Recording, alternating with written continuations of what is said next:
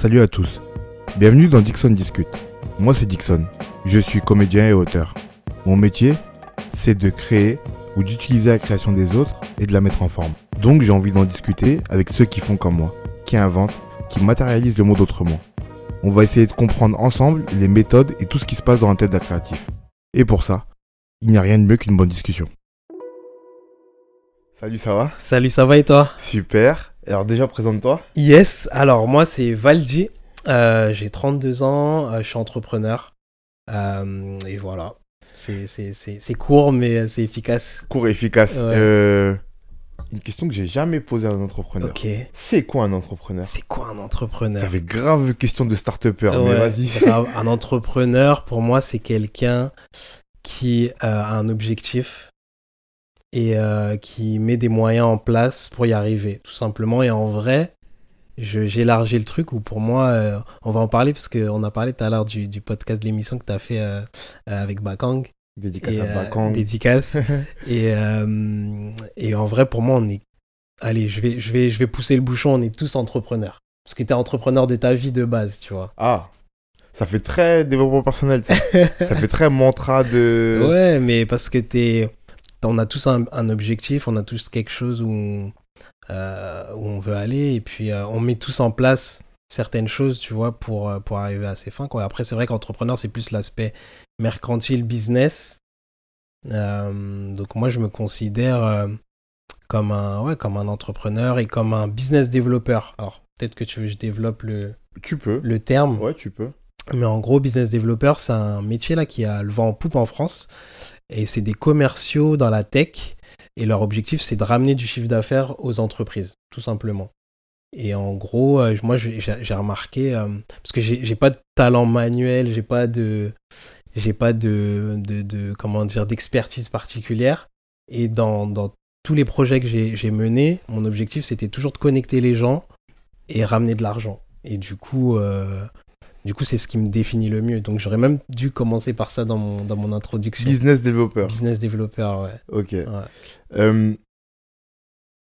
Je vais rentrer directement dans le vif du Vas-y, sujet. go. C'est quoi qui est créatif là-dedans? C'est le fait d'avoir recours à... En fait, tu as plusieurs matières. C'est un peu comme un plasticien. Alors, je connais pas du tout ce métier, mais c'est l'image que je m'en fais.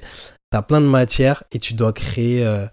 tu vois, ta statue, ou tu vois, tu as de la glaise un peu. Tu as plein de matières différentes et tu dois réussir à créer ta statue ou ton... comment on dit? Ton œuvre? Ton œuvre, voilà, c'est ça, ton œuvre. Et ton œuvre, c'est le chiffre d'affaires, du coup, pour le coup.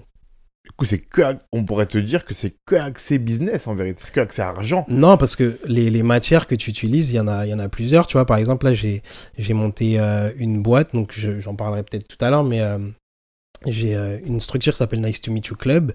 Et il y a une boîte que j'ai montée avec ma femme qui est assistante sociale. Et du coup, c'est hyper porté sur l'humain.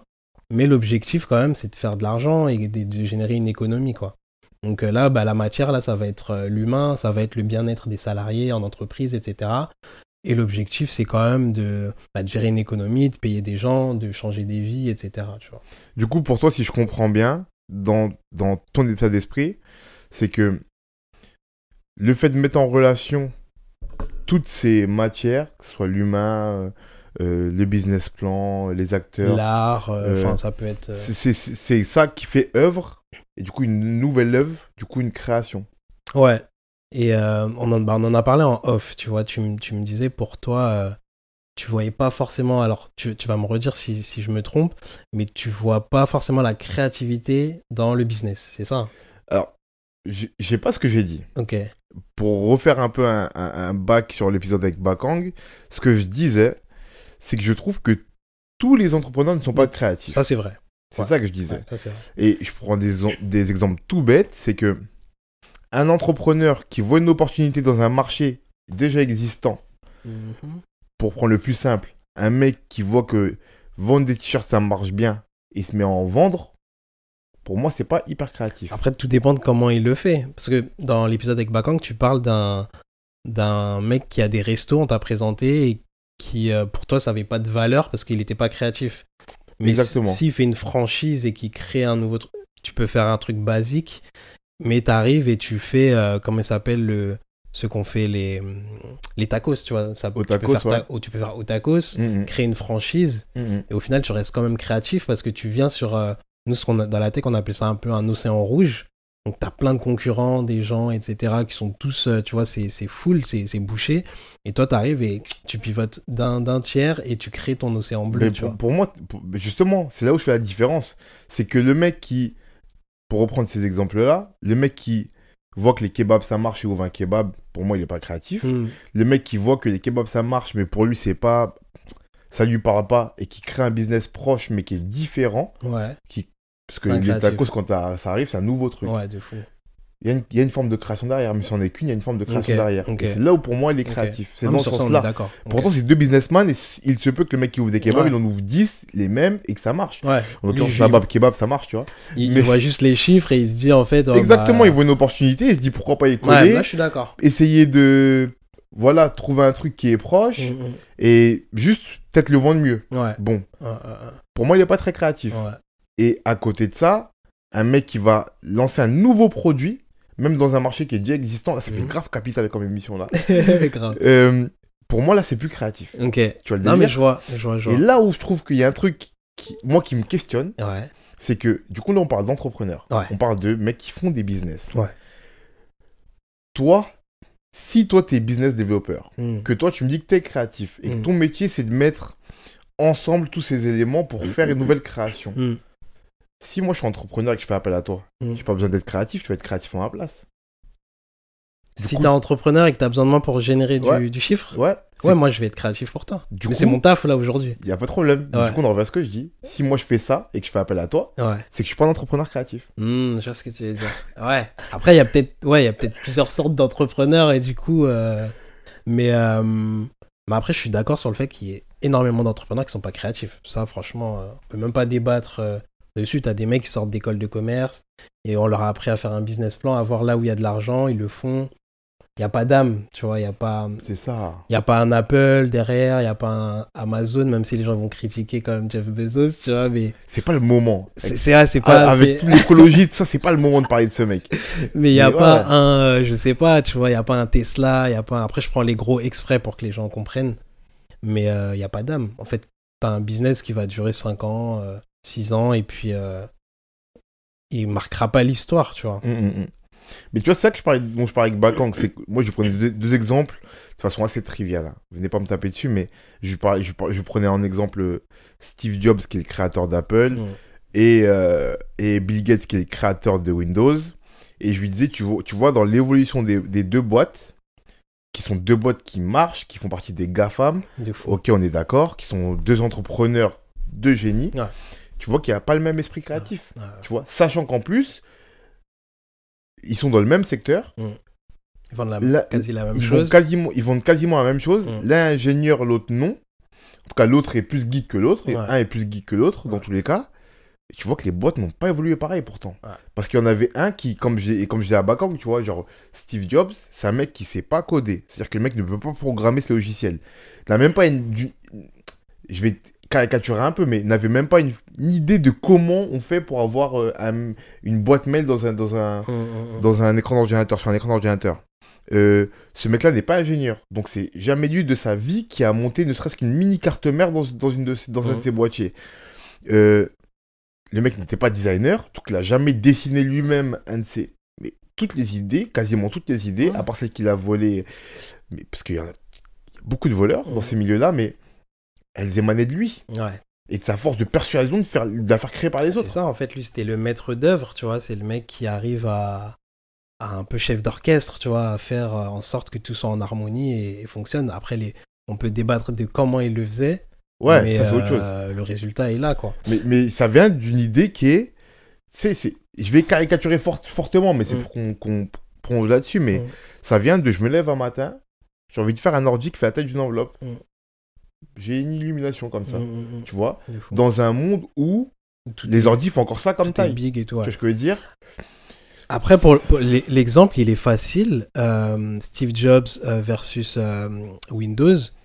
Mais en vrai, Windows, là où il y a un côté créatif, c'est que tu arrives sur un marché qui n'existe pas vraiment. Tu vois, c'est les 2 premiers en vrai. Tu vois, là, je fais un peu l'avocat du diable, mais Bill Gates. Il y a IBM avant. Il y a IBM. Ouais, il y a IBM. Il y a IBM avant Et je crois que eux ils vendent à IBM. Il y a un truc comme ça. Après, il y a un docu. mais c'est eux qui dominent c'est eux qui dominent, c'est ça. Mais comment Windows passe devant? Il y a une stratégie business aussi qui met en place. Je crois qu'il rentre chez IBM, ça devient son client numéro 1. Ouais.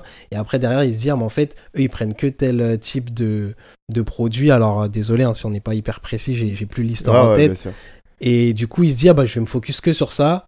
Et c'est là qu'il vend en fait du software. Il commence à être le premier. Je crois que c'est ça. Mais il commence à être le premier à vendre du software. Je suis d'accord avec toi. Mais il y a aussi, si je dis pas de bêtises, ça sera à vérifier. Hein, mais si je dis pas de bêtises, il y a une histoire derrière l'histoire qui est que le software, enfin le premier produit du software Windows ressemble fortement à une idée qui était chez Apple. Oui. Au niveau de la souris, au niveau de. Ouais. Mais quand même, il a quand même vu le truc. Et là où Bill Gates, je trouve qu'il est hyper fort, c'est comment il est devenu, comment il a dominé le marché, tu vois. Il est devenu un monopole, le mec. Après, il a eu son fameux procès, etc. Ouais. Parce qu'il a coupé des jambes et il y a une forme de créativité quand même, je trouve, dans ce truc-là, de réussir à créer un monopole, à créer une domination sur un marché, etc., qui n'est pas forcément le tien de base. Est-ce que c'est vraiment créatif, ça? Ça, c'est la question. Hein. Ouais. Moi, j'ai tendance à dire que non. Moi, j'ai un parti pris. Parce que c'est quoi la créativité pour toi? En fait, c'est que, un peu comme tu l'as dit au début, c'est comme tu as défini toi les entrepreneurs, tu vois, c'est de créer quelque chose qui émane de ta propre idée, de ton propre état d'esprit, qui ressemble le moins possible à quelque chose d'autre, en tout cas sur lequel tu poses une idée innovante sur un produit déjà existant. Je sais pas si je suis hyper clair, mais tu vois, genre, tu améliores un produit, mais grandement, ou tu détournes un produit grandement, ou tu crées quelque chose de nouveau. Pour moi, c'est ça être créatif. Mais là où Bill Gates, il crée un truc de nouveau, et après, en fait, on est d'accord, mais c'est juste, je prolonge le débat, tu vois. C'est qu'il a rendu accessible l'ordinateur et un truc que personne n'utilisait en vrai, tu vois, avec un software, avec des applications dedans. Et en vrai, Apple, on l'a connu bien après, tu vois. C'est là où je te dis, est-ce que c'est lui qui est... Il n'est pas à la base. Est-ce que c'est lui qui est à la base, parce que c'est lui qui vole l'idée? Mais il développe le truc quand même, tu vois. On est d'accord, mais il vole l'idée. Je dis pas que Steve Jobs n'en a pas volé, hein, mais je veux dire qu'il vole l'idée. Et on en revient à ce que je te disais par rapport au kebab. Il y a un mec qui peut ouvrir un kebab. On a un exemple de ce truc, c'est Nabab Kebab. Il n'a pas révolutionné le game des kebabs. C'est le seul mec qui s'est dit, il faut commencer à franchiser les kebabs. Au lieu d'en ouvrir un comme ça au milieu de la cité, il faut en ouvrir 10 dans des belles places, dans des bonnes villes. Vraiment rendre le truc propre, avec des uniformes, avec des process. Et on va lancer une franchise de ça. Il n'a pas innové beaucoup, il a lancé des kebabs. Ça me fait penser à une discussion que j'ai entendue dans un podcast de Bruno Mendes, je sais pas si tu connais. Non. Qui a lancé, il a lancé X. C'est en fait, ils vendent un logiciel pour les voitures autonomes. Ok. Et lui, c'est un mec de quartier, du 78, je crois, Renoir, etc. Et il disait, ouais, mais moi, je suis sur des trucs où je veux toujours que ça soit futuriste. Okay. Je veux créer the next big things, tu vois. Je veux pas juste arriver, et il clashait un peu dans le podcast les boîtes qui font l'énième, parce qu'il y a beaucoup ça dans les startups.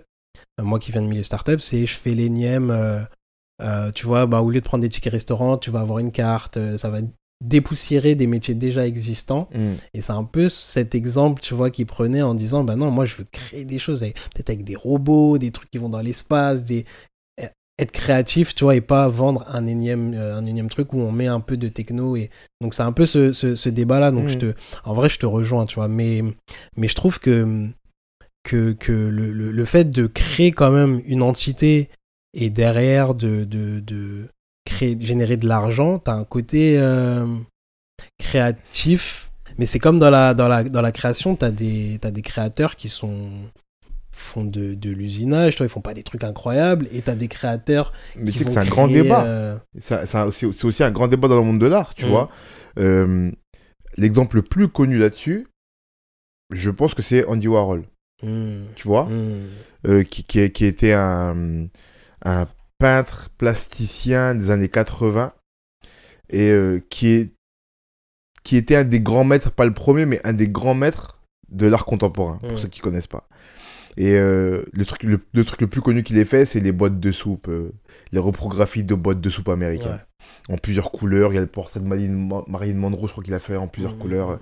C'est ces tableaux qui sont les plus connus pour lui. Ce que les gens lui reprochent à ce mec, c'était d'avoir utilisé ce truc de reproduction. Tu vois. Et d'avoir juste, sur un grand tableau de 5 mètres de long, mis bout à bout des boîtes de soupe. Tu vois, sur un tableau de 1 mètre de... Avec juste des filtres différents, des couleurs... C'est ce que les gens lui ont reproché. Et après ça, c'est pas après ça, parce que ça a commencé déjà avec Duchamp avant. Marcel Duchamp, qui est un plasticien français du début du XXe siècle. C'est le mec qui a posé des toilettes, enfin un bidet au milieu d'une pièce, qui a dit ça, c'est de l'art. Ça a commencé là, ces débats-là. Et ça s'est accentué dans les années 80, 70-80, avec tous les contemporains, Lichtenstein, Warhol et tout, tu vois. Et en fait, les gens avaient peur qu'on arrive à un moment, ce qui s'est passé d'après moi, où les gens se prennent plus la tête et font que des reprographies ou des trucs juste copiés. Et t'arrives aujourd'hui avec l'artiste contemporain, je sais plus si c'est encore le plus cher, mais un des plus chers vivants, qui est... Oh, j'ai un trou, c'est horrible. Qui est celui qui fait Jeff Koons. Waouh, j'ai eu chaud. Qui est Jeff Koons. Qui est, je sais pas si tu vois, mais c'est celui qui fait des sculptures en forme de ballon de clown, là. Tu vois. Et il a fait, son plus connu, c'est le chien. Un chien, tu sais, les chiens qui font les clowns là en ballon. Il en a fait un comme ça, géant. C'est son truc le plus connu. Et tu regardes ce mec là dans ses débuts, ses premières œuvres, c'est d'encadrer des posters de pub Nike. Mais tu vois, moi je suis partagé parce que je me dis c'est de l'art et la créativité, est-ce que c'est savoir créer un truc de A à Z où t'as mis ton âme, etc. Ou tu vois, moi ça me fait penser à, je vais t'emmener peut-être sur un terrain que je maîtrise plus, ça va être la musique. Est-ce que les mecs qui samplent de la soul et de la funk, qui reprennent le breakbeat et qui font une prod, c'est des artistes, tu vois, du coup. Je te dis quoi, moi, quand tu m'as demandé c'était quoi ma définition de la création? Un mec qui modifie assez quelque chose d'existant pour être créatif. Ou un mec qui donne une plus-value à quelque chose d'existant. Mais en vrai, un poster de Nike. Peut-être qu'il a... Tu vois, c'est un peu comme maintenant, aujourd'hui, on peut cropper les photos et faire des trucs sur Insta. J'ai vu En fait, il était dans le turfu, le mec. Tu vois. Frérot, j'ai vu l'exposition, la rétrospective, c'est là le mot que je cherchais, de Jeff Koons. Il a encadré un poster. Tu vois ce que je veux dire? Et là où c'est pas créatif, c'est que Duchamp l'a déjà fait en mettant au milieu d'une pièce des toilettes. C'est pas créatif. Tu vois? Peut-être qu'il est un peu plus créatif quand il crée ses ballons. Tu vois? Mais une fois qu'il voit que ça marche et qu'il fait que ça, il est plus très créatif. Et du coup, je te pose la question, pourquoi les gars comme ça, parce que Jeff Koons, il a marqué l'histoire, tu vois, aujourd'hui, il y a son nom partout. Parce que c'est juste le plus cher du monde. Hein. Mais c'est un mec qui fait... C'est une histoire je te jure que dans le monde de l'art contemporain, c'est le mec qui fait le plus de débat. Parce qu'en plus, il a créé des... Là, je vais me faire... Il y en a qui vont me tirer dessus, mais il a créé des enfants. Dans le monde de l'art contemporain, par exemple, un truc qu'on a vu très récemment, là, qui est apparu, mais qui commence à s'éteindre un peu, j'ai l'impression. Le mec qui fait des Kongs, des grands gorilles... cubique là, Olansky je crois qu'il s'appelle, Richard Olansky, un truc comme ça. C'est un enfant de Jeff Koons. Il a trouvé un truc, c'est pas un artiste à la base. Pareil, excusez, à peu près le même parcours. Jeff Koons, c'est pas un artiste à la base. C'est un mec qui avait une idée artistique, comme tu pourras en avoir, comme je pourrais en avoir, tu vois. Et qui a trouvé un créneau, qui s'engouffrait dedans, qui a vu que ça se vend cher. C'est un mec qui avait déjà l'esprit business à la base, qui a vu que ça peut se vendre cher, il s'est dit je le fais. Olansky c'est un peu pareil. Et du coup il fait que des Kongs géants. Et il décline un peu en faisant des rhinocéros, en faisant je sais pas quoi. Moi, ça me fait penser à... Parce que Duchamp, la première fois que j'ai entendu parler, c'est dans la bouche de Virgil Abloh, tu vois. Ça me fait penser à Virgil. Ah, j'ai eu ce grand débat avec des potes sur Virgil. J'ai eu ce grand débat avec des potes sur Virgil. Mais ça enlève pas sa créativité, tu vois. Ça... En fait, c'est le mec... Il commence par quoi, Virgil? Il te donne sa perspective de la chose, tu vois. Et du coup, en fait, il crée... D'ailleurs, là, je regarde... C'est ouf, sur YouTube, avant qu'il meure, petite parenthèse... Il a fait énormément d'interviews. Il y a des vidéos, elles ont 100 vues. mais c'est des pépites, tu vois, c'est incroyable. Là, je sais qu'il a laissé beaucoup de trucs. Et du coup, ça se voit il était dans un truc de donner avant de mourir. Enfin, peut-être qu'il sentait qu'il allait mourir et il donne, tu vois, Non, la mais il l'avait déjà prospérité. fait avant, parce que je crois que j'avais vu une émission où il parlait de son premier site, Ok. dans lequel il donnait sur une série de vidéos, je crois, ou de notes, il donnait toute la démarche à faire pour monter une marque. Ouais. Et il ouais, avait déjà cette idée-là Ouais, à la c'est base, ouf. de partage. Incroyable. Et du coup, il parle de. Il appelle ça la méthode des 3%, tu vois, quelque chose. C'est pas la méthode, mais en tout cas, il a un concept que lui, il veut changer quelque chose. Il se dit, est-ce qu'on a besoin d'une nouvelle chaise dans le monde? Il a dit, moi, je rajoute que 3% sur ce. Et c'est ce qu'il a fait avec les Nike. Il a pris les mêmes Air Max, les mêmes Jordan et tout. Il a juste rajouté 3% pour créer quelque chose de nouveau. Donc, est-ce que toi, ça rentre dans ta définition Alors, du coup, justement, c'est là où moi j'ai un débat avec des amis sur Virgil. Et je retire rien à son talent de récupérateur. Et je trouve qu'il a fait ça très bien, évidemment. Mais pour moi, 3%, c'est pas assez. C'est mon avis, hein. Mais j'ai mon parti pris. Je l'assume totalement. Mais pour moi, 3%, c'est pas assez. Tu vois. Je sais pas à partir de combien c'est assez. Faut le voir visuellement pour se rendre compte à partir de combien c'est assez. Mais pour moi, 3%, c'est pas assez. Tu vois. Parce que justement, genre, 3% et les vendre 40% plus cher, ça fait mal. Tu vois ce que je veux dire? Désolé à tous ceux qui ont acheté des Dunk et des Air Force One plus de 1000 euros, vieux Off-White, mais est-ce que c'est 3%?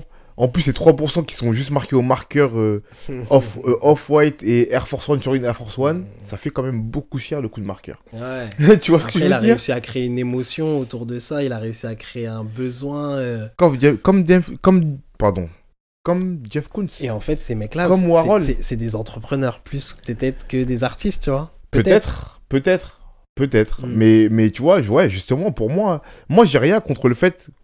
Regarde, comme il l'a dit. Sûrement que tu vas pas réinventer une chaise. Ouais. Il n'aurait pas réinventé des baskets. Ok. Mais il aurait pu les modifier assez pour que ça soit vraiment ses baskets. Ouais.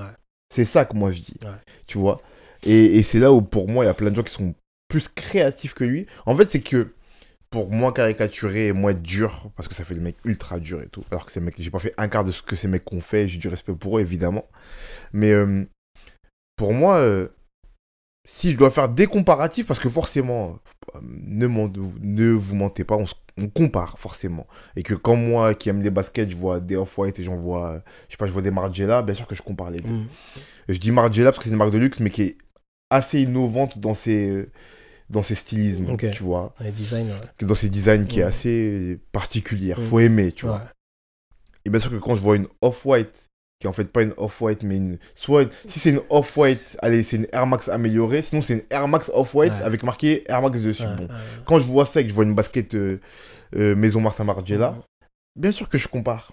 Et je suis obligé de constater que le mec qui a créé le design de Margiela, il est un peu plus innovant que celui qui a créé le design de Off-White, tu vois.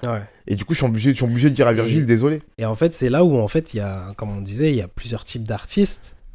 Et on peut prendre Virgile et Kanye, tu vois. Kanye va te sortir des designs futuristiques, mais il va réussir à te les imposer, alors que j'en suis sûr qu'il y a d'autres gens qui ont fait des trucs un peu poussés comme ça, mais tu vois, pour moi, Kanye est beaucoup plus créatif que Virgile. Ouais. Clairement. Ouais, d'accord. Mais à la base, il avait déjà expérimenté ça dans sa musique, en vérité. Tu vois. Mais pour moi, il est 100 fois plus créatif. Je suis méchant, mais 100 fois plus créatif que Kanye. Bien sûr que oui. Mais il y a un truc que Kanye a pas capté, que Virgile a capté, c'est... On a une époque où, en fait, les gens, ils s'en foutent, ils veulent revivre une nostalgie, un truc, ou en vrai, ils veulent la paire parce que ça a été porté par Kylie. Tu dis ça, mais pas forcément, parce que Kanye, avec ses modèles, il arrive quand même à vendre autant. Après, c'est Kanye, tu vois. Après, c'est Kanye. Mais il a quand même imposé des modèles. Tu vois. Vrai. Genre, il y a la Yeezy, bon, je sais pas si ça perdurera, mais en même temps, j'avais ce débat aussi en plus sur Virgile. Est-ce que ça perdurera? Est-ce que Virgile, c'est Margiela ou Balmain? Je sais pas, hein. On n'a pas encore assez de recul, on verra dans 20 ans, on s'en reparle, tu vois. Mais du coup, faire le procès à Kenny, est-ce que ça va perdurer?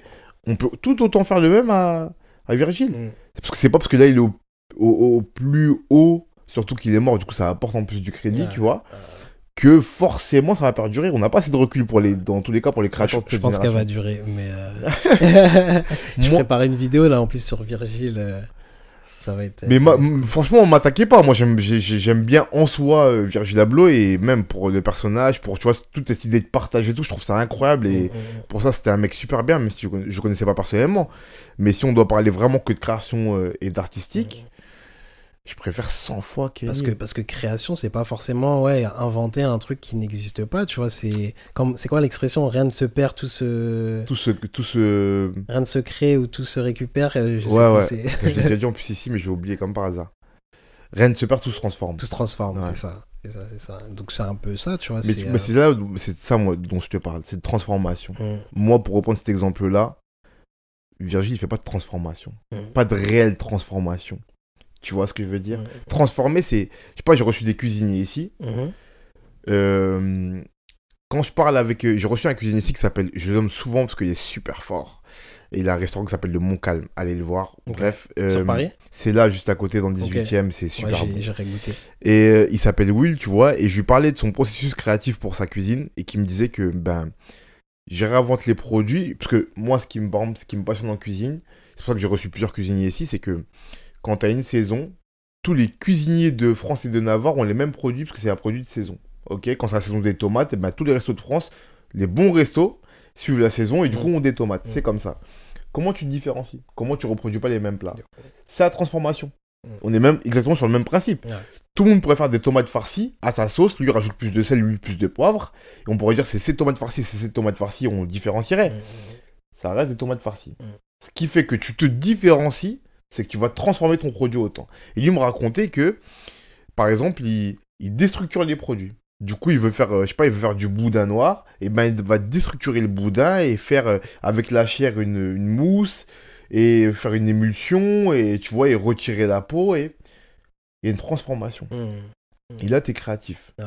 Me dire que tu rajoutes un peu plus de sel et peut-être un peu plus de poivre que le voisin et que c'est quand même un boudin différent parce que c'est ton boudin à ta sauce, ça reste que t'as fait du boudin. Ouais. Et c'est là où, et du coup, moi, ce mec-là, je mets forcément un grand plus en créativité que le mec qui va juste assaisonner différemment le boudin. Tu vois? Et du coup, toi qui es dans le théâtre, comment tu différencies quelqu'un qui va interpréter Ah, une pièce que tout le monde a et comment, tu vois, là, on est dans la règle des 3%, en fait, tu vas subjuguer quelque chose qui existe déjà. Est-ce que c'est comment dire, c'est un vaste débat, ça. tu vois? C'est un vaste débat. Avec le peu d'expérience que j'ai, parce que je suis pas un mec qui a fait la comédie française au conservatoire, avec le peu d'expérience que j'ai et ce que j'ai observé, ce que j'observe chez les autres acteurs, c'est la part que tu mets de toi dans ce rôle, dans un rôle que tu choisis. Et un exemple qui est le plus facile à prendre, je prends beaucoup d'exemples qui caricaturent parce que c'est le plus facile à imager. Un mec comme Lucchini, il réinterprète les rôles assez pour qu'il soit modifié, en tout cas qu'il ait un fort impact sur les rôles, parce qu'il y apporte beaucoup de lui. C'est ce qui fait son image, et on dit un peu... C'est ce qu'on peut reprocher aux acteurs, qu'on dit qu'ils jouent trop les mêmes rôles, parce qu'ils jouent un peu trop d'eux-mêmes. Mais ça apporte, si c'est bien fait, ça peut apporter beaucoup au rôle. Il y a des acteurs hors catégorie, carrément, qui vont essayer d'apporter d'eux-mêmes, mais dans différentes teintes, et du coup, qui vont apporter quelque chose de plus. Et c'est là que ça... Mais toute la... Ça se voit aussi, c'est ça que je veux dire aussi, c'est que le rendu, c'est ce qui donne, c'est ce qui va permettre le jugement, ok? Pour que je définisse que quelqu'un qui joue Tartuffe de Molière, qui joue Tartuffe dans Molière, ne joue pas, c'est un rôle qui a été fait depuis, qui est joué depuis 200 ans, pour que j'arrive à définir comment un a créé le rôle autrement, il faut que je les vois et que je les compare. Tu vois ce que je veux dire? Et une fois que je les ai vus, je lis la pièce originale. Je vois les deux. Je vois celle qui colle le plus. Ça sera forcément moins créatif du coup. Je vois celle qui colle le moins. Je vois celle qui colle le moins à l'image que je me serais faite de ce que j'ai lu. Je me dis que là, c'est... Le plus grand coup de génie, c'est de coller le moins l'image de ce que je me serais fait de l'œuvre. C'est-à-dire, je lis Tartuffe, pardon. Je me fais une image en tête, je vois une pièce, c'est loin de l'image que je m'en suis faite, mais en même temps, c'est grave Tartuffe. Là, le mec est hyper créatif et hyper fort. Tu vois, en l'occurrence, Lucchini, moi, je l'ai connu dans un rôle qu'il a joué il y a peut-être 30 ans de ça, qui s'appelle Knock. Et Knock, c'est l'histoire d'un médecin, c'est une pièce de théâtre classique de Jules Renard, si je dis pas de bêtises. C'est un médecin qui arrive dans un village qui est un médecin un peu savant, un peu escroc, bref. Il joue Knock. C'est Knock. C'est Knock, frère. Ouais. Tu vois ce que je veux dire? Je sais pas comment te dire autrement que c'est ce mec. Ouais. Avant ça, j'ai vu un Knock qui était un film des années 50, années 40-50, avec un grand acteur de théâtre classique qui s'appelle Louis Jouvet. Il jouait Knock aussi. Les deux sont Knock, pourtant c'est pas les mêmes. Tu vois? Et les deux sont archi créatifs et les deux c'est des bêtes du théâtre. La réponse est là pour moi. Tu vois? Pour moi la réponse est là. C'est pas simple, hein. Mais pour moi, il y a quand même une forme d'effort à faire là-dessus. Tu vois? Pour moi, il y a quand même une forme d'effort à faire là-dessus. Qui tient forcément à ce que t'es. Tu vois? Genre, là, tu me poses la question pour le théâtre et j'étais un peu gêné au début en y pensant parce que je me disais, ouais, mais ça tient beaucoup à l'acteur. En fait, ça marche pour tout. Ça tient forcément à ce qui Virgile, en tant que créatif, qu'il soit aussi créatif ou pas. Pour revenir, du coup, parce qu'on a bifurqué de fou, mais pour revenir aux entrepreneurs, c'est pareil. Tu vois? Et du coup, pour moi, tu vois, tout à l'heure, j'ai été un peu. J'ai fait un peu le rigolo en disant, ouais, mais du coup, si moi je fais appel à toi en tant qu'entrepreneur, c'est que je suis pas assez créatif. En vrai, je mens un peu. Parce que du coup, tu peux être créatif à fond et avoir envie de nouvelles idées. Avoir besoin, tout ça, de confronter. De confronter. Carrément. Mais ce que tu dis, ça me fait penser à. Cet été, j'ai lancé une formation. Parce qu'en fait, j'ai une chaîne YouTube qui s'appelle Nice to Meet You Club, NTMY Club. Et j'ai interviewé, franchement, une vingtaine d'entrepreneurs tech qui quasiment tous cartonnent. J'ai fait un peu le tour de l'écosystème startup et tout. Et j'ai essayé de voir quel était le pattern qui faisait qu'ils étaient successful, tu vois, et qui faisait qu'en fait, ils cartonnaient dans leur branche. Et du coup, j'en ai sorti un peu le jeu et j'ai fait une formation, j'ai fait un test sur 6 entrepreneurs et j'ai pris leur projet et j'ai créé une 3 phases. Donc la formation, elle s'appelle la méthode des 3 H. Donc c'est hype, hack, hustle. Et en fait, la première phase, c'est la hype. Et je dis, toute personne est unique. Je suis persuadé que tout le monde est unique, tu vois, sur cette terre. Et en fait, si tu crées un business, même si tu es sur les kebabs, et que tout le monde fait du kebab, bah en fait, toi, tu as peut-être une histoire à raconter qui est particulière, tu as peut-être un ressenti qui est différent. Et dans ta façon de vendre le kebab, bah, tu vas créer ton océan bleu, pour revenir à ce terme-là, où tu seras tout seul, en fait, parce que, je sais pas, selon tes convictions religieuses, etc., ton vécu avec tes parents, ton enfance, tout ça, il y a quelque chose à tirer qui fait que tu es unique et que, en fait, la façon de vendre, elle sera unique. Après, c'est vrai que sur les kebabs, c'est pas forcément toujours le cas, tu vois. Mais, et du coup, c'est la première phase que je fais avec les gens que j'accompagne. Et c'est trouver ton unicité. Qu'est-ce qui te rend unique, en fait? C'est quoi ton histoire? Et je trouve qu'on est dans une ère où le business, il est de plus en plus, tu me diras si tu es d'accord, plus en plus centré sur l'humain, sur la personne. Tu as moins des logos, tu as plus des têtes, tu vois. Tu as Jeff Bezos, tu as Steve Jobs, on en parlait, tu as Elon Musk, etc. Et la marque, elle vient un peu derrière, tu vois. Tu n'as plus le Carrefour ou le gros Nike, etc. Nike, ils ont quand même réussi à survivre sans qu'il y ait forcément un visage. C'était l'époque aussi. C'est ça. Et je trouve qu'on a une époque où on est à fond sur le personal branding, en fait. On est à fond sur... on met une personne, son vécu, et sa boîte, elle sert un peu elle se sert de cette béquille-là pour grimper. Et c'est ce que je conseille aux gens, c'est en fait, tu sais pas comment communiquer. Communique de toi, en fait. Sors quelque chose qui vient de toi. Et c'est là où tu vas réussir à être unique, parce que forcément, ton histoire, elle est unique, tu vois. Je vais faire l'avocat du diable, du coup. Vas-y. Obligatoirement. Vas-y. Est-ce que c'est pas une forme de cache-misère pour cacher le fait que ton entreprise n'est pas si différente que ça que des autres? Parce que du coup, moi, si pour compléter, mais on revient à l'exemple des kebabs. Désolé, on aime trop les kebabs, mais vous êtes les meilleurs exemples. Moi, je crée exactement le même kebab qui est en bas de chez moi. Ouais. Sauf que moi, je le raconte mieux que les autres. Ouais. C'est la même recette, tout, la même broche, tout. Mais je le raconte mieux que les autres. Mais en vrai, le business, c'est ça. C'est comment tu racontes ton truc, tu vois, c'est entre un peintre, etc., parce que je reviens sur le côté créatif, qu'est-ce qui fait que tu vas aller sur... C'est la façon de raconter l'histoire. Tu vois, c'est la façon de comment je vais enrober en fait, mon marketing, comment il va être basé sur quoi? Sur quelles valeurs? Est-ce que les valeurs, elles sont vraies? Est-ce elles sont lisibles?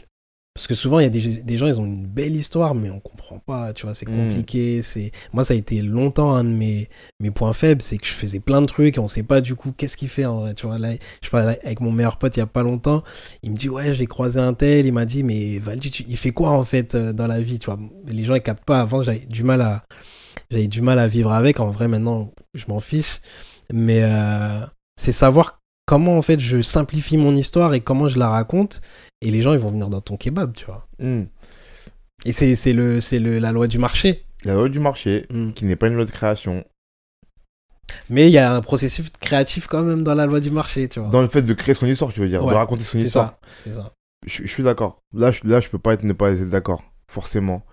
Mais à la base des bases, ce qui est important, c'est le produit ou l'œuvre quand t'es artiste. C'est pas la manière dont tu la racontes. Je pense pas. Tu vois, je pense que c'est. Parce que tu sais qu'il y a pas d'artistes qui veulent pas parler de leurs œuvres, par exemple. Ouais. Tu vois, tu prends un mec comme Banksy, pardon. Il veut pas en parler, son black cacahuète. Tu parles PNL. Il parle même pas de toute façon.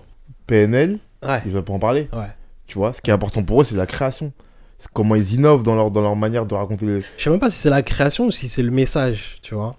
Et au final, est-ce que le but, c'est pas d'envoyer un message quand t'es artiste, quand t'es entrepreneur, quand t'es... Alors possiblement, mais si on reprend l'exemple que je viens de te donner, le meilleur moyen pour eux de véhiculer de différentes manières et de meilleure manière leur message, c'est d'être innovant dans l'objet de leur message, dans l'objet qui est leur message, tu vois. C'est-à-dire que PNL, ils se prennent la tête pour trouver des nouvelles manières de faire des clips, des nouvelles créations visuelles, sonores, pour véhiculer différemment le message, mais ils se prennent la tête, tu vois, et PNL, ça ressemble à rien d'autre.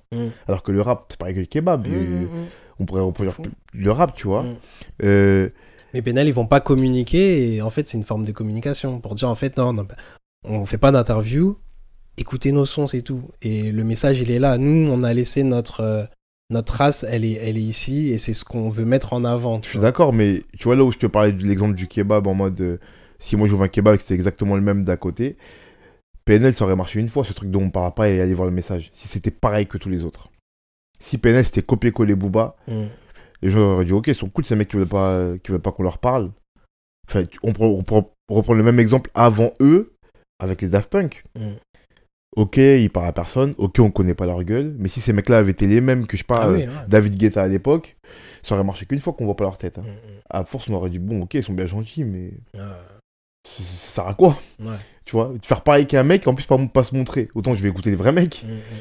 Tu vois, c'est qu'il faut quand même que derrière, il y a un truc. Ok, t'es nouveau dans ta communication. Mais pour moi, il faut que derrière, il faut que ton produit soit... Ton produit, il a une forme d'innovation quand même, tu vois. C'est mon avis. En tout cas, juste pour revenir recentrer. Pour revenir au recentré, c'est que moi, j'ai rien contre les mecs qui n'innovent pas ou qui sont juste sur la communication d'un produit et développent cette communication au point de devenir des leaders du marché. J'ai rien contre ça, évidemment. C'est juste que moi, en tant que créatif, si je dois mettre dans mon tableau périodique des créations, j'échelonne. C'est moi mon avis. Peut-être que j'ai tort de le faire, mais c'est moi mon avis. Et c'est le podcast est créé pour ça, on parle de ça, tu vois. Mais du coup, forcément, je vais échelonner. Tu vois, et je vais dire, ok, ben moi je trouve que ce mec-là est plus créatif que celui-là. Tu vois, et j'ai rien contre le fait que les deux aient du succès. Tu vois. Genre, je sais pas, je vais te prendre un exemple de mec qui est pas hyper créatif visuellement, mais qui a autant de succès que PNL. C'est un mec comme Nino, par exemple. J'adore Nino, j'adore ce qu'il fait. J'écoute beaucoup Nino. Mais si on doit parler que de créativité, bah, je vais échelonner, je vais dire que PNL est plus créatif que lui. C'est dans ce sens-là que je dis ça. Tu vois le délire? Pareil pour Windows, j'ai utilisé Windows toute ma vie jusqu'à utiliser Mac maintenant, mais je suis très content d'avoir utilisé Windows et merci beaucoup pour ce qu'ils ont fait. J'ai joué à Adibou quand j'étais petit, j'étais trop content.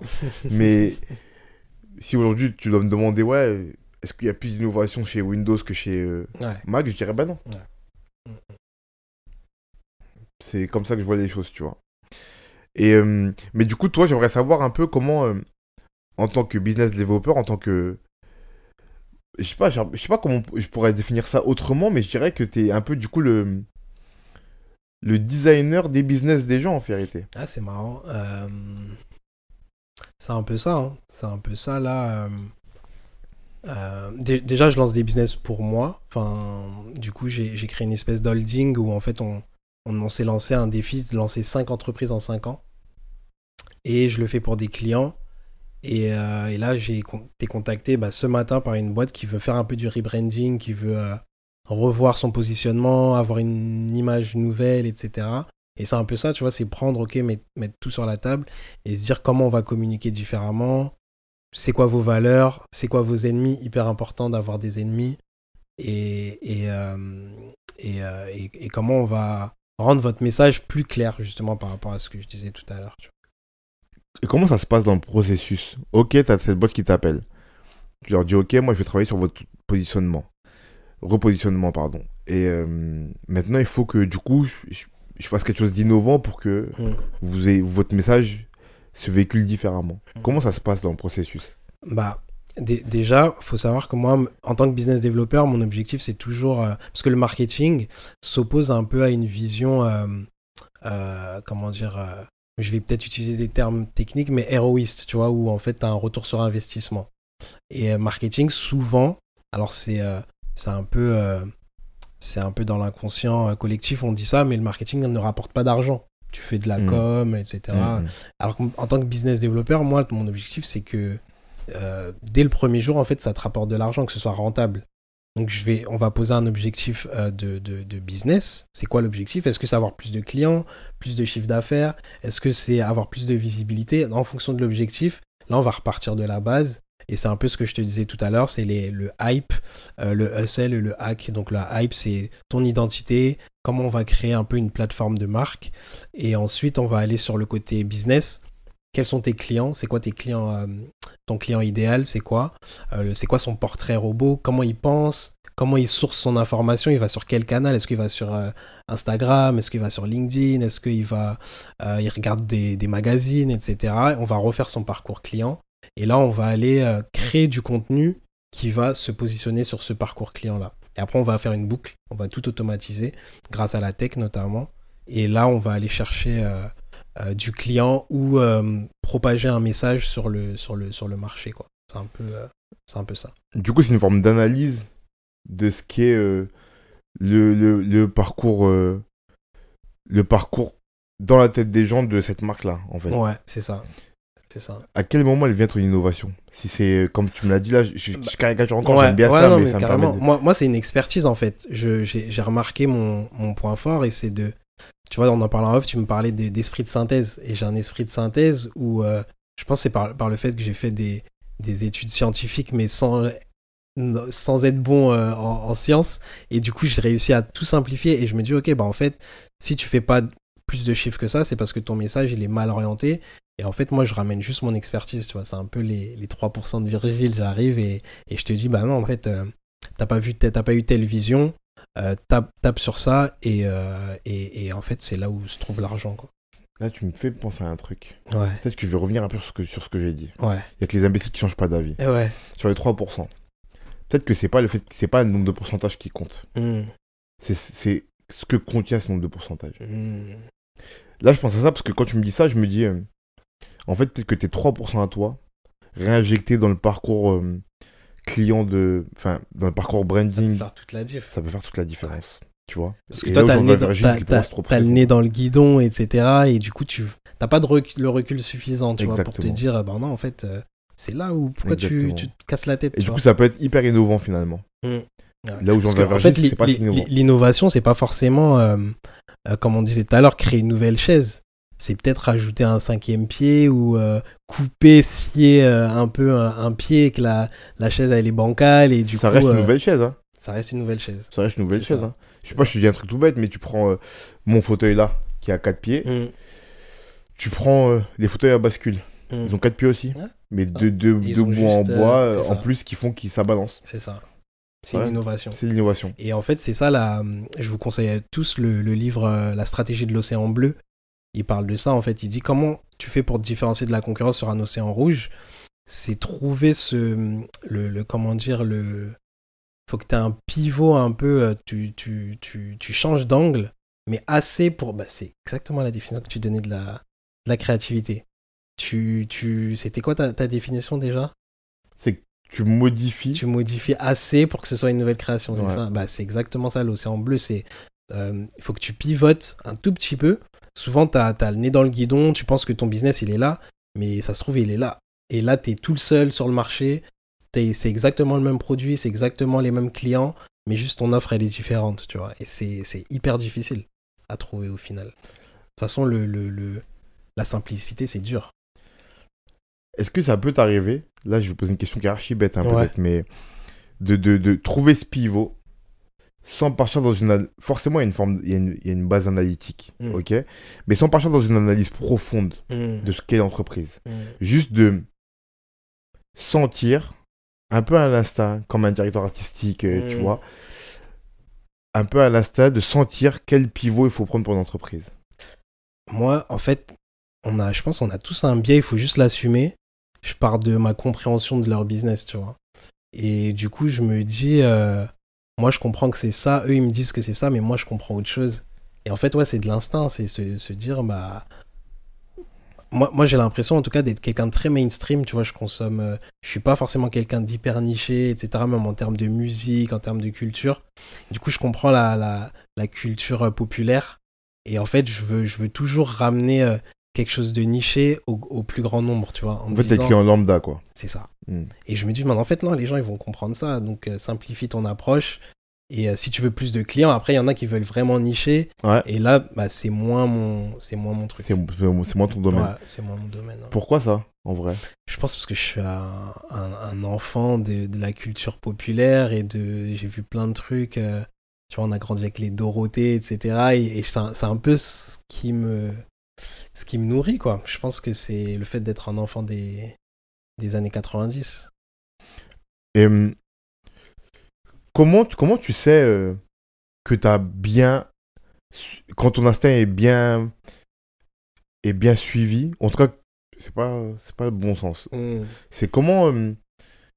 à quel moment tu sais que tu dois faire confiance à ton instinct et à quel moment tu sais que tu as trouvé le bon pivot avant même d'appliquer l'idée, de la présenter. Hein. Ouais. Toi, quand tu veux... L'étape entre tu as trouvé l'idée et le rendu, avant même qu'il la teste, pour se dire oui, non, c'est bien. Comment toi tu sais, ok, là c'est l'innovation qu'il faut pour aller dans ce sens-là. En vrai, c'est toujours c'est un parti pris, quoi. C'est toujours se dire non, mais je pense que c'est ça. Et après, ce qu'on appelle dans la tech, c'est l'A/B testing.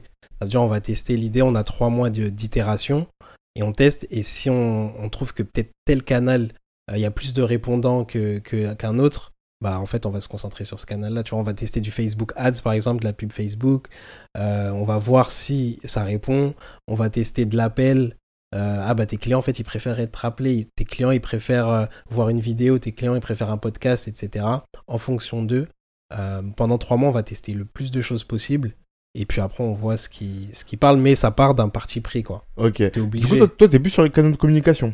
Je suis sur les canaux d'acquisition. Je suis pas un marketeur. Ok. Je suis vraiment un commercial 2.0, quoi. Et c'est juste que j'ai des outils, notamment le no-code, etc. C'est des outils, en fait, qui permettent d'avoir de la data, d'avoir accès à beaucoup de données. Et je vais l'utiliser dans mon business, tu vois. Jamais tu proposes de modifier les produits.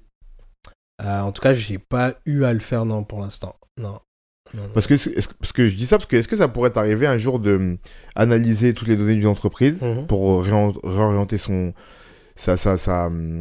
la vision qu'a le client de celle-ci et te dire vous ciblez des clients qui comprennent votre produit mais il leur manque quelque chose dans ce produit. Non, parce que en vrai c'est pas mon métier, tu vois. Moi j'arrive en bout de chaîne et je pars du principe, c'est comme parce que en fait ce métier-là, je l'ai fait dans la musique et je devais vendre des artistes, je devais en tout cas promouvoir des artistes. Et jamais on se dit bah non, en fait ta chanson elle est pas bonne. On dit ok, c'est ce que tu veux donner comme musique, comme produit. Moi j'ai juste à trouver la manière dont on va vendre cette idée, tu vois. Donc sur le produit, je reviens quasiment jamais sur le produit. Là tu me tends une perche pour une question. Est-ce que tu peux considérer un humain comme un produit à part entière? Je pense qu'un Un humain, ouais, c'est un produit. C'est un artiste, tu vois, parce que ton podcast, il est vraiment orienté artiste. Tant que l'artiste, il assume pas le fait d'être un produit, il peut pas vendre. Tant qu'il assume pas de simplifier son message, de mettre un prix sur ses œuvres, de faire de la com, etc. En fait, t'as un produit, tu vois, et t'as des processus qui font que si tu veux vendre plus ou si tu veux avoir des nouveaux clients, t'es obligé de suivre les processus marketing, sachant que les processus marketing, ils se basent énormément sur des biais cognitifs et sur tout ce qui est cerveau, etc. Comment les gens appréhendent ton message, t'es obligé, en fait, de te considérer comme un produit.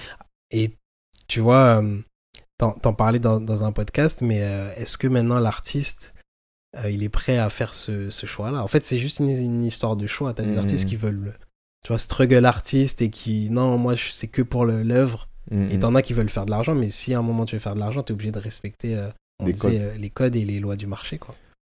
Comme tu parlais d'artistes et d'humains, souvent quand on a à gérer des artistes, on part de zéro. Ou de très peu, parce qu'ils ont des petites communautés et tout, et qu'on veut finir par les vendre à des maisons de disques, il faut faire gonfler leur cote, entre guillemets, sur le marché pour qu'ils soient le plus chers possible. C'est comme ça que ça marche, malheureusement. Mais du coup, comme pour les artistes, comme pour les entreprises, ça s'est déjà arrivé de partir de zéro et Bah, en fait, si. Comment... Alors, non. Élimination. Ouais. Tu pars de zéro quand tu crées tes boîtes. Ouais. Comment tu trouves Très bonne question. le chemin Très bonne question. Pour aller... C'est exactement ce que je te disais tout à l'heure. On part de nous.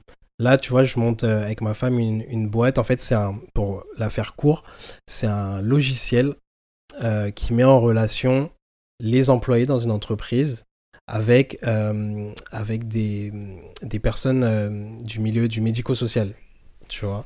Et ça peut être des kinés, ça peut être des coachs pour les parentaux. Toi, demain, tu as des problèmes avec ton enfant à la maison, etc. Tu as mal au dos, tu es mal positionné devant ton ordinateur, t'es une femme ou un homme victime de violences conjugales, t'as des fins de mois difficiles, ça joue sur ta performance au travail. Et nous, on vient soulager le salarié en entreprise pour qu'il soit plus performant et qu'il y ait plus de bien-être au travail à travers cette application. Et ma femme, elle est assistante sociale, elle faisait ça à la main, limite, tu vois, à l'époque. Et là, on s'est dit, en fait, on va digitaliser ce métier-là via l'application. Ça reste le même métier, très humain, très porté sur l'autre. Mais juste, au lieu que tu ailles à la mairie et que tu fasses des queues impossibles ou qu'on te réponde dans 6 mois, là, via l'application, tu as accès à une personne en 24 heures. Donc déjà, ça, c'est l'application. Et comment on la vend? En fait, on est parti de ma femme en disant, ok, c'est quoi ton parcours? C'est quoi ton histoire? Justement, demain, on shoot des vidéos et on va repartir sur ce qu'on appelle le why. Je sais pas si tu connais ce livre d'ailleurs, Start with the Why. Non. Et en gros, j'ai plus le nom de l'auteur, mais il dit que pourquoi Apple est Apple, parce que Apple, ils ont commencé par vendre des ordinateurs, demain ils peuvent même vendre des voitures, le why il reste différent, il reste le même plutôt. C'est toujours penser différent, tu vois, c'est think different. Et ça reste toujours ce why-là, en fait, peu importe. Et en fait, c'est pour ça qu'ils arrivent à traverser les époques et à vendre des choses qui n'ont rien à voir les autres, passer d'un ordi personnel à un iPod, à un iPhone, tu vois. C'est parce qu'en fait, le why, il est ancré et les gens comprennent la vision. Ils se disent, mais en fait, non, Apple, ils sont là pour créer des choses incroyables.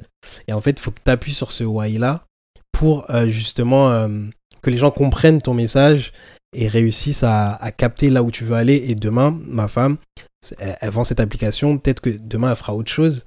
Mais le why sera toujours le même. C'est soulager les employés en entreprise, tu vois. Donc c'est un peu ça. Tu pars de la base, tu pars de toi pour te répondre. Comment se fait le choix du format? C'est-à-dire le format du médium, tu veux dire? Du médium pour répondre à cette problématique. Moi, après, c'est un biais personnel. Ça, c'est totalement mon expérience. Je vois de la tech partout. Ah. Je vois de la tech partout, c'est un truc de fou. Et je m'entraîne même des fois à trouver des idées d'applications en me disant, mais ça, si on peut automatiser, etc. Et donc mon médium, ça va toujours être la tech et la vidéo. Donc je me base vraiment sur 2 choses. Ça va être média et software. On en revient un peu à la question du début. Aujourd'hui, tout est digitalisé. Ouais. Digitalisable. Et des fois à tort, je comprends. Des fois à tort. Tout est application. Parce que même plus que site, c'est application Ouais. maintenant. Ouais. Comment on est innovant et comment on se démarque des autres apps? Ouais. Parce que tu vois, le modèle app, pour faire un peu, tu sais, on parle beaucoup, moins maintenant, mais pendant quelques années, on parlait beaucoup de l'ubérisation. Ok?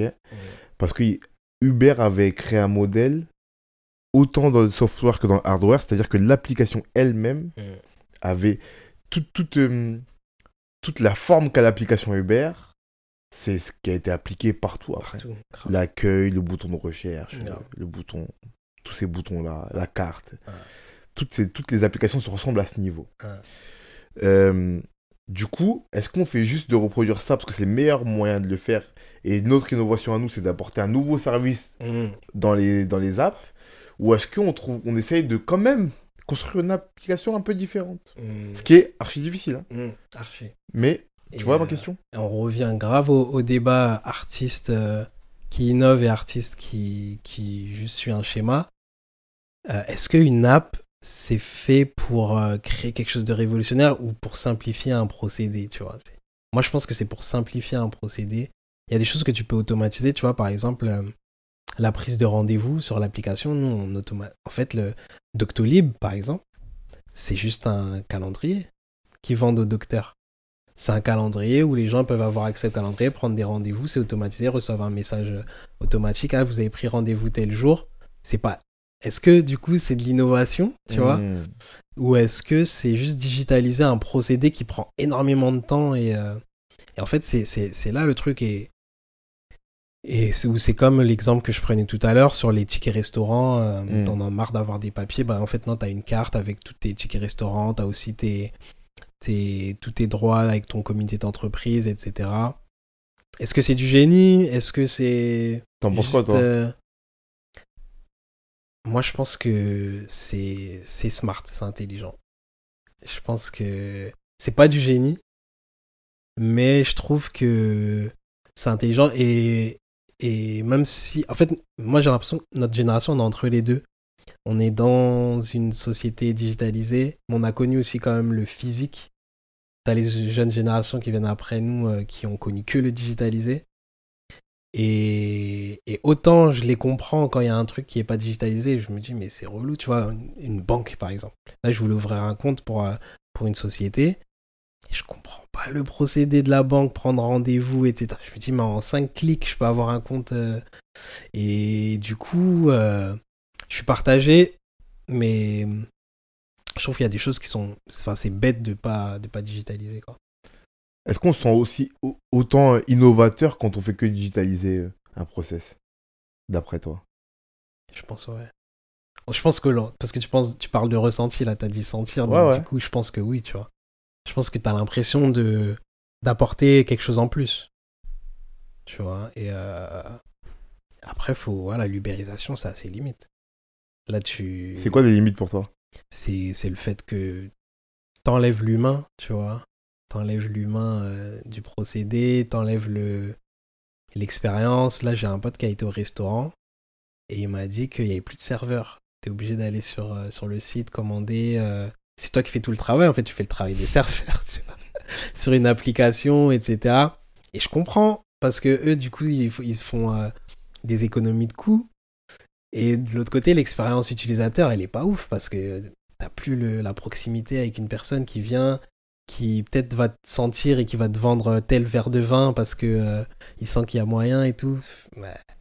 C'est l'époque dans laquelle on vit. Hein. Je pense que c'est adapt au humeur, en vrai. Là, ce que tu me dis, ça me fait penser. Je me dis que dans la réalité, ça existe déjà. Ça existe avec les buffets à volonté. Où tu as beaucoup moins l'expérience. Ouais. Mais tu fais le choix d'aller dans un buffet à volonté. Ouais. Tu vois. Alors que quand tu vas dans un resto, t'as envie qu'on te serve et que.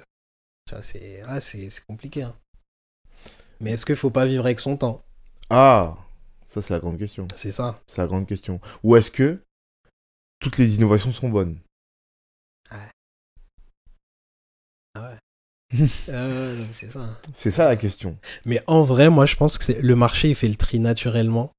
Parce que tu as des innovations tous les jours, mais t'en as que, allez, une dizaine, une vingtaine qui survivent. Je je pense Uber, il y a déjà eu des gens qui ont dû tester ou un truc comme ça, et puis c'est Uber qui a survécu parce que le marché a validé.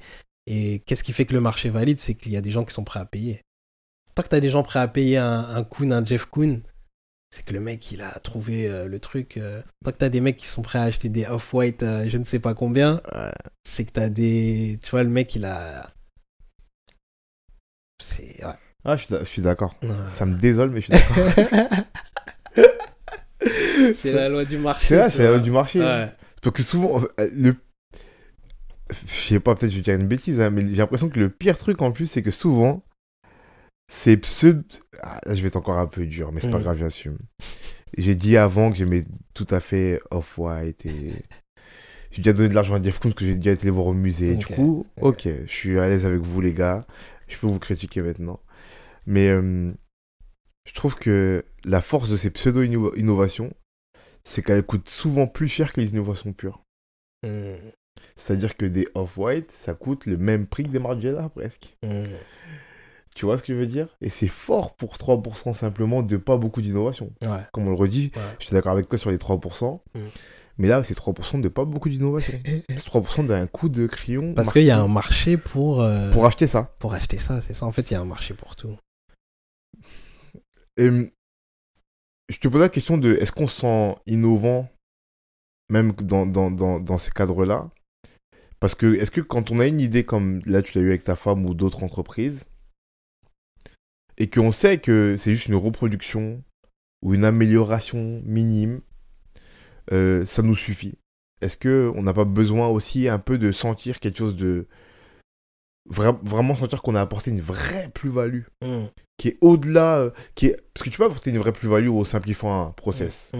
Je dis ça pour que pas que tu me contres là-dessus. Mais apporter une plus-value qui est en plus de juste simplifier le process, qui est aussi dans la manière dont on a simplifié le process. Est-ce on est guidé aussi par ça quand on va dans ce sens-là? Après, je vais faire je vais revenir sur ma réponse de tout à l'heure, mais c'est quoi ton objectif? Pour moi, un business, c'est simple, c'est répondre à un besoin, c'est répondre à solutionner un problème. En fait, là, avec l'application SaaS accompagnement social, on répond à des problématiques humaines, en fait, tu vois. Et peu importe comment tu vas y répondre, tu y réponds, quoi. Le but, c'est d'y répondre. Et l'art, c'est différent, quand même. Parce que l'art, j'allais dire, tu sauves pas des vies. Je vais pas me faire tirer dessus si je dis ça. Mais, un peu par moment, mais c'est pas grave. Mais pas toujours, en tout cas. Tu vois, il y a vrai. de l'art, peut s'en passer, tu vois. Ouais. Mais tu vois, c'est là où je vais reboucler par rapport à Steve Jobs. C'est mon meilleur exemple. Hein. S'il est mort, il peut pas répondre. Du coup, c'est le meilleur exemple. Mais tu vois là où il avait une vision qui était un cran au-dessus plus innovante, c'est que il avait une intention qui n'était pas vitale derrière ses produits et qui n'était même pas dans le sens même de l'utilitarisme de ses produits. Il était vraiment sur l'esthétique et sur le beau et sur le... Je sais pas si tu as lu sa biographie, mais tu vois des histoires, tu flippes, frère. Tu vois, le fait les gens savent pas, mais l'agencement de vos smartphones et de vos ordinateurs, il a été pensé par ce mec presque contre son équipe technique. C'est-à-dire que le mec a décidé que ça serait comme ça qu'on devait mettre les cartes mères, la batterie et tout. Les gars, ils ont dit, t'es pas ingénieur, tu sais pas comment on peut faire. Il a dit, je m'en fous, faites-le. C'est possible. Tu vois. Et sa réponse, je sais pas si tu te rappelles, mais quand on lui disait, mais il y a un jour un ingénieur qui lui dit, mais en fait, Steve, surtout que tu fais tout pour ça, parce qu'il faut savoir qu'il faisait tout pour pas qu'on puisse vraiment réparer ou en tout cas ouvrir les produits. Ok. C'était une volonté aussi. Et du coup, il y a un ingénieur qui lui dit un jour, mais grosso modo, copain, tu fais mal à la tête, alors que tu veux même pas qu'on ouvre les boîtiers, ils sont pas faits pour ça. Du coup, personne verra comment on va mettre les produits dedans. Et il dit, ouais, mais moi je le saurais, non? Il a dit, moi je le saurais, il a dit surtout, un vrai menuisier, quand il fait une commode ou quand il fait une armoire, la plaque qu'il met au fond de l'armoire, c'est pas une plaque dégueulasse. Il met du vrai bois même au fond de l'armoire. Ça, c'est un vrai menuisier. Mais ça, c'est une démarche totalement artistique. Parti pris 100% et c'est totalement personnel, tu vois. Et je pense que c'est pour ça qu'il est qu'il est unique. Il s'en bat les reins, en fait. Il s'en bat les reins. Ça part de lui. Ça part d'un truc qu'il veut... Il veut même pas répondre à un problème, tu vois. Il veut juste répondre peut-être à ses problèmes. Et tu comprends pourquoi je suis obligé de le mettre sur une échelle au-dessus en termes de création et de créativité. Et du coup, si t'as un mec comme ça comme je disais, dans le tableau des entrepreneurs, de fait, il y a un classement qui se fait. Ouais. Et tu te dis, bon, si ce mec-là est accro au-dessus, il y a qui en dessous de lui? Mais tu vois, on parle de Steve Jobs, ça me fait penser. Hier, j'ai regardé le docu sur Kanye, je sais pas si tu l'as vu. J'ai pas encore vu, non. Ok.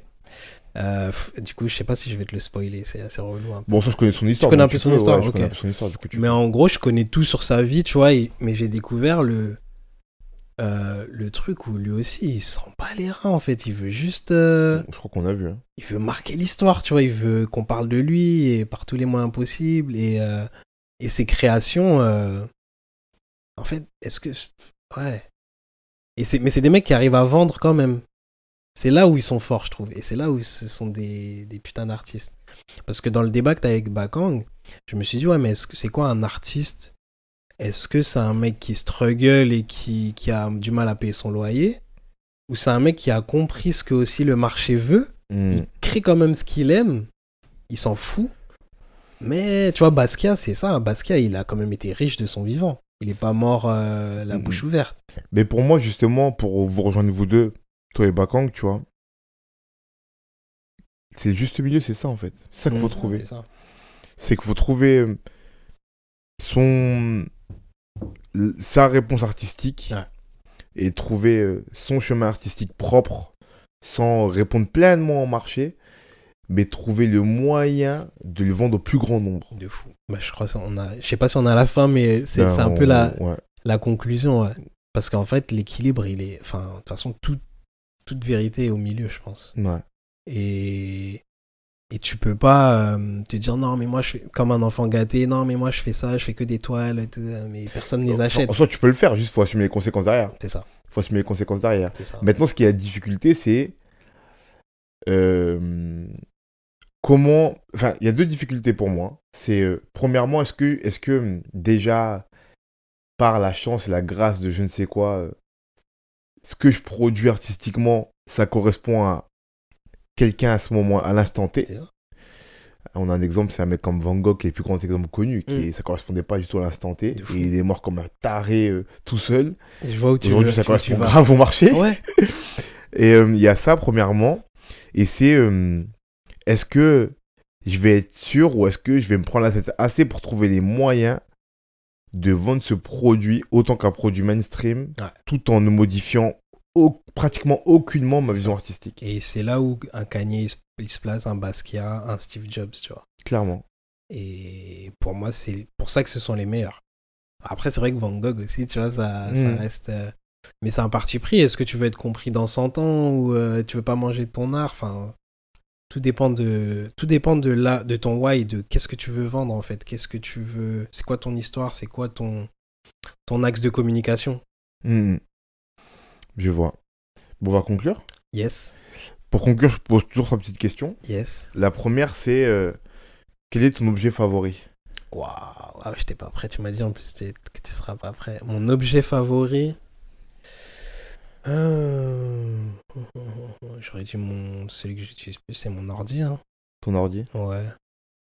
Parce que je fais tout avec. Je suis pas très matérialiste, donc ça va être l'ordinateur. Ok, ton ordi. La deuxième, c'est une œuvre inspirante pour toi. En plus, on a parlé de plein d'artistes que j'adore là. Donc il va falloir que je choisisse. Ça peut être n'importe quoi, ça peut être un film. Ouais, n'importe. Attends, je réfléchis parce que... J'hésite entre un livre et un album. Et en vrai, ça procure la même sensation de motivation chez moi et de déterminisme. Et ce serait soit un album de Kanye, soit... je réponds pas bien à la question, je triche un peu là. Soit un livre que j'ai lu il y a pas longtemps, c'est L'effet cumulé. Je sais pas si tu connais. Pas. Et c'est de qui? C'est... j'ai plus le nom. Darren Harry, quelque chose comme ça. Enfin, vous tapez l'effet cumulé.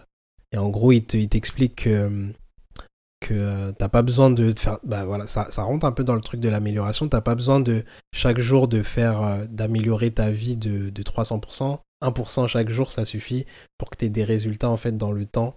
Et par l'effet cumulé, compound effect en anglais, tes actions d'aujourd'hui, tu trouveras le bénéfice dans quelques mois, mais tu l'auras pas dans 3 mois, ni dans 6 mois, ni dans 1 an.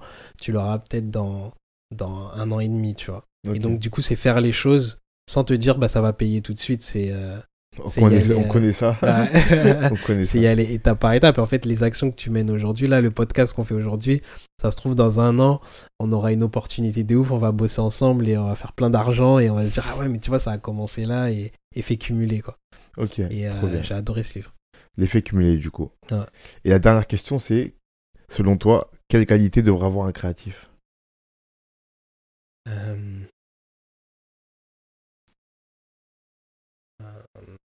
J'ai le mot en anglais bold. Comment on traduit en français Enfin, faut.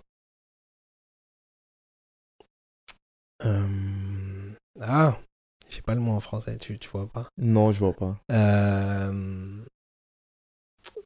En tout cas, faut oser, toi. Tu vois, faut être vraiment. Faut oser imposer son idée, imposer qui on est, et imposer son style. Je pense si tu fais pas ça, t'es pas. Et je pense que on en revient au début. C'est ça la définition d'un artiste pour moi. C'est un mec qui s'impose, peu importe les conditions. Donc que tu mettes du stabilo sur une Nike ou que tu crées une nouvelle chaussure comme Margiela, tu vois, c'est un peu ce truc-là. Ouais, je pense que c'est ça. C'est vraiment oser, quoi. Du coup, oser, imposer qui on est. Ouais, c'est ça. Ouais. Ok, merci. Merci à toi. Likez, abonnez-vous, partagez. Je vais mettre dans la bio le lien vers ton Instagram. Yes, on suit tous tes projets, ton podcast à toi, ton émission, ton format vidéo. Yes. Je vais mettre le lien vers ta chaîne YouTube. Et abonnez-vous. Je peux te recommander des profils du coup à la fin. Avec grand plaisir. Parce qu'il y a des discussions qui seront belles, je pense. Bon, on en parlera après, avec grand plaisir. Ouais, ça marche. Merci. Merci à toi. Et à la prochaine. À la prochaine. Salut. Yes.